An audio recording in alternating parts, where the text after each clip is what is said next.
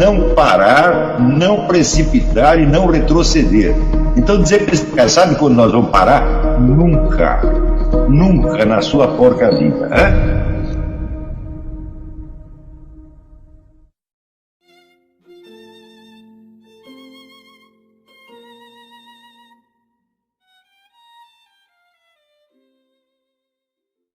Uma coisa que eu preciso responder. Muitas pessoas escrevem perguntando o seguinte: eu quero entrar no curso, mas eu quero saber se é possível acompanhar o curso no estado em que está, que conhecimentos eu precisaria ter, etc, etc. A pergunta é desnecessária pelo seguinte: primeiro, a filosofia tem uma estrutura necessariamente circular e não linear. Nós voltamos sempre aos mesmos problemas em diferentes níveis, como numa espiral. Tá certo? Portanto, tanto faz você entrar aqui ou ali, você está sempre no começo e está sempre no fim. Nós estamos sempre recomeçando. Você vê que nós pegamos aqui, às vezes, o mesmo problema várias vezes e em vários níveis diferentes. Tá certo? Em segundo lugar, eu concebi este curso para que qualquer um pudesse entrar a qualquer momento. De modo que acompanhar a aula presente e, ao mesmo tempo, você ir seguindo as aulas pela ordem, vai sempre dar certo. Eu garanto para você, muita gente já fez isso, você vai fazer também, e vai dar certo do meu modo. Que conhecimento anterior precisa ter? Nenhum. De preferência nenhum. Se você não sabe absolutamente nada, eu digo, você é meu aluno ideal. Tá entendendo? Pelo menos não vem com a cabeça cheia, tá certo, de julgamentos preconcebidos, tá certo? E se você se acha burro, excelente, isso é uma grande qualidade, tá certo? Sentir-se burro permanentemente é uma garantia de que você vai tentar se tornar um pouco mais inteligente. Então não se preocupe com isso não, pode entrar a qualquer momento no curso. As gravações estão todas em ordem aí, você pode acompanhar a aula presente. Se não entendi nada, não tem importância, guarda na memória, um dia você vai entender. Quanta coisa. Se você exige entender tudo na hora, nunca você vai entender coisa nenhuma. Né? Quer dizer, tem problemas que eu guardei na minha cabeça durante 30 anos. Né? Quando eu estava no ginásio, o professor falou que um ponto não media nada e uma reta se compunha de pontos. Eu fiquei pensando nisso até os 38 anos. Aos 38 anos eu achei a solução. Até lá eu estava na dúvida. Né? Então, até a semana que vem. Muito obrigado. Quando você adquire alguma cultura, você começa a ler livros de filosofia, literatura, você cria um certo peso de conhecimento. Né? E este peso oprime a sua alma. Quer dizer, a estrutura da sua personalidade não foi feita para aguentar aquilo. A estrutura da sua personalidade nasceu, foi desenvolvida dentro, vamos dizer, deste meio, né, mesquinho, tacanho, etc, etc. Então, você é um fruto, você é um produto da própria educação que você odeia. Né? Então, quando você começa a adquirir cultura, a primeira coisa que acontece é que o peso do conhecimento adquirido neurotiza você. Você cria inadequações de comportamento. Né? Então, o que você tem que fazer? Você tem que parar aquele desenvolvimento intelectual e cuidar agora da sua alma, da sua personalidade, tratar de fazer os reajustes necessários para que você possa arcar com os conhecimentos adquiridos. É por isso que nesse curso eu sempre tem, vamos dizer, um acelerador e tem um breque. Quer dizer, nós vamos avançar no conhecimento, mas nós vamos brecar e voltar e pensar sobre o que nós estamos fazendo aqui, quem somos nós, qual é o que eu estou realmente querendo, qual é a minha, vamos dizer, onde está a minha própria voz no meio disso e assim por diante.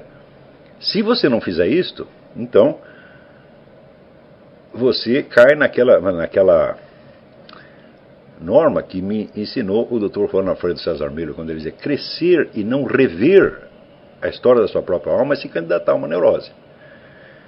Ou seja, você simplesmente progredir no mundo do conhecimento não quer dizer nada. Você pode estar, vamos dizer, você vai se transformar, vamos dizer, numa alma atrofiada, em cima da qual você colocou um punhado de ideias eruditas. Então você vai ficar simplesmente uma pessoa feia. Hoje as universidades brasileiras têm entre os seus formandos 80% de analfabetos funcionais. 80%. Da independência até os anos 70 do século XX, a história social e psicológica do Brasil aparecia translúcida na literatura nacional. lendo os livros de Machado de Assis, Raul Pompeia, Lima Barreto, Antônio de Alcântara Machado, Graciliano Ramos, José Lins do Rego, Jorge Amado, Marcos Rebelo, José Geraldo Vieira, Ciro dos Anjos, Otávio de Faria, Aníbal Machado e tantos outros, tínhamos a imagem vívida da experiência de ser brasileiro, refletida com toda a variedade das suas manifestações regionais e epocais e com toda a complexidade das relações entre alma e história, indivíduo e sociedade. A partir da década de 80, a literatura brasileira desaparece. A complexa e rica imagem da vida nacional que se via nas obras dos melhores escritores é então substituída por um sistema de estereótipos vulgares e mecânicos até o desespero, infinitamente repetidos pela TV, pelo jornalismo, pelos livros didáticos e pelos discursos dos políticos. No mesmo período, o Brasil sofreu mudanças histórico-culturais avassaladoras que, sem o testemunho da literatura, não podem se integrar no imaginário coletivo, nem muito menos tornar-se objeto de reflexão. Foram 30 anos de metamorfoses vividas em estado de sono hipnótico, talvez irrecuperáveis para sempre. Muito bem, Aristóteles ensinava que a inteligência racional não opera diretamente sobre os dados dos sentidos, mas sobre as imagens criadas pela fantasia estocadas na memória. Coletivamente, a literatura, a arte em geral, mas sobretudo a literatura, corresponde ao imaginário no qual as pessoas de uma determinada sociedade se reconhecem. Ou seja, há um acordo na esfera do imaginário antes de poder haver qualquer acordo ou qualquer diálogo na esfera das ideias e dos conceitos. Desaparecendo a literatura, não temos mais uma imagem operante da sociedade brasileira e da experiência de ser brasileira. Portanto, pergunto eu, que diálogo é possível nessas condições? Aquilo que as pessoas não conseguem sequer imaginar ou vislumbrar juntas, como vão discutir sobre este enigma, sobre este nada, sobre esta pura interrogação? O resultado acaba o diálogo, evidentemente. Não é culpa de ninguém. Não podemos dialogar porque não temos diante de nós o objeto imaginariamente representado chamado Brasil. A imagem se fragmentou em mil estilhaços, nós temos imagens grupais, imagens partidárias, ideologias partidárias, que são imagens, vamos dizer, fragmentárias, e entre esses elementos soltos não pode haver diálogo de maneira alguma. Ora, isso quer dizer que a destruição do imaginário brasileiro, ela também tem outras consequências. A primeira é a destruição da linguagem. Não há mais uma linguagem comum na qual nós possamos dialogar. Então, há anos eu protesto contra o uso de termos de ciência política como meros instrumentos de insulto. Por exemplo, o termo fascista. É impossível você ler qualquer petista escrevendo sobre tucanos ou tucano escrevendo sobre petistas que não apareça a palavra fascista. Fascismo é o nome de um fenômeno objetivo, existente, historicamente reconhecível, tá certo? E não é um porrete para você sair batendo na cabeça das pessoas. Mas por que elas fazem isso? Porque elas não conseguem se comunicar noutro nível. Não há um objeto visível sobre o qual possam conversar. O objeto desapareceu. A sociedade brasileira, a vida brasileira desapareceu do imaginário. Ela ainda existe na realidade, mas ela não aparece na literatura, não aparece no teatro, não aparece no cinema. É só você ver a lista de escritores que nós tínhamos nos anos 50 e 60, que era uma pleiade de gênios absolutamente formidável, com o que temos hoje. Entre os anos 80 e 90, eu fiz alguns trabalhinhos para a editora carioca Top Books, e um dos trabalhos eu escrevi Orelhas de Livros. E no fim de um daqueles anos eu reparei que os melhores livros do ano, os únicos que mereciam atenção, eram todos escritos por autores octogenários ou nonagenários. E eu disse, o que vai ser na geração seguinte? Vasculhando para ver quem na geração seguinte poderia manter a tocha acesa, eu vi que só tinha duas pessoas. Um era o Bruno Tolentino, poeta, meu amigo, e outro o romancista carioca Alberto Mussa. Bom, o Bruno morreu logo em seguida. Então, se morreu todo mundo, sobrou Alberto Mussa e eu. A minha avó me deu o nome de Olavo, quer dizer sobrevivente. Foi profético, quer dizer, morreu todo mundo, sobrou eu. E agora? O que eu faço aqui? Então, em resultado desse desaparecimento, não é possível raciocinar sobre o problema da sociedade brasileira. Então, nós temos aqui sugestões soltas, soluções soltas, que não são articuláveis numa concepção de conjunto, de maneira alguma. Então, a falta de diálogo não é culpa de ninguém, não é sectarismo, não é partidarismo. É realmente uma impossibilidade. Desaparecendo a linguagem pública e desaparecendo, portanto, a possibilidade de raciocinar, o que acontece? As inteligências caem. Segundo pesquisa da Organização de Cooperação e Desenvolvimento Econômico, Hoje as universidades brasileiras têm entre os seus formandos 80% de analfabetos funcionais. 80%. É? Ora, quem são esses formandos? Eles são a classe dominante, são a raiz da classe dominante. Eles são futuros senadores, deputados, governadores, chefes de departamento, presidentes de empresas, etc, etc. Analfabetos funcionais. Eu confesso para vocês, há mais de 10 anos eu não consigo ler uma tese universitária de mestrado ou doutorado, e eu leio muitas por curiosidade, Nossa. que não esteja repleta de erros de gramática brutais desde a primeira página. O que é isto, minha gente? Cara Olavo, 30 segundos, por favor. 30 segundos. Então, em resultado disso, nós temos uma devastação intelectual medonha. Então, nós podemos nos sentar e discutir quais são as soluções para os problemas. Eu digo, bom, é o seguinte, nós pretendemos resolver todos os problemas primeiro e ficar inteligentes depois. É possível isso? Eu acho que não. Então, eu acho que o momento daqueles que, componentes desta conferência, que são todos pessoas da classe dirigente, botaram a mão na cabeça e pensaram o seguinte, de onde surgiu tudo isto? Nós fizemos isto. Todos nós. Não é questão de partido. Todos que administram e conduzem o Brasil há 30 ou 40 anos fizeram isso. Nada disso resultou de fatores fortuitos e anônimos. Tudo foi resultado de decisão errada. Então, a hora de botar a mão na cabeça e dizer, olha, nós fizemos isso, nós descobrimos, abrimos o caminho para a ratoeira e entramos. Agora nós temos que nos lembrar como entramos nisso e qual é o caminho de volta. É isso.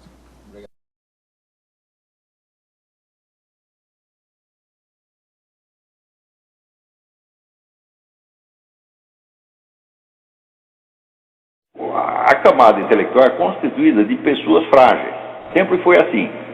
Então, pessoa que às vezes não tem uma posição definida na sociedade, tem muitas ambições e poucos meios de realização, então, mas só que sempre traz um grande ressentimento dentro de si. Né? E olha o mundo e vê o que lhe parece ser a vitória dos maus, que nem sempre são tão maus quanto ele imagina. Diante dessa revolta, ele vendo o poder do mal no mundo, ele se impressiona com o poder do mal. E impressionar-se com um poder já é cultuá-lo, já é cair sob o domínio dele. Então o sujeito começa a entrar na dialética do mal, ele lê Maquiavel, ele lê Nietzsche, essa coisa toda, e vai tentando elaborar a sua revolta, sem perceber que com isso ele próprio se transformando num instrumento do demônio. Quer dizer, quanto mais revoltado contra o mal no mundo o sujeito está, mais mal ele vai fazer, isso é a coisa mais óbvia. Né? De fato, o ser humano não nasceu para corrigir o mundo, né? A esfera de ação própria do ser humano é muito pequena. E hoje em dia todo mundo tem a ambição, vamos dizer, de criar um mundo melhor. Qualquer garoto de 12 anos está criando um mundo melhor.